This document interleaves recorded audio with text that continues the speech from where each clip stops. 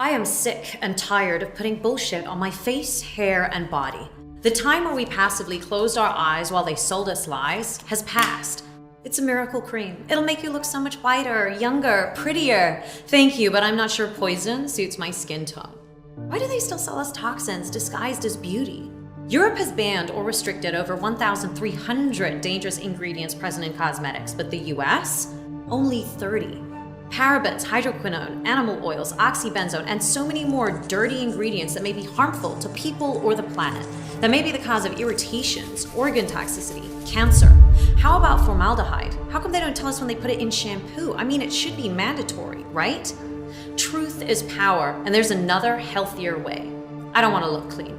I want to be clean. I don't want passing beauty trends. I want beauty for life.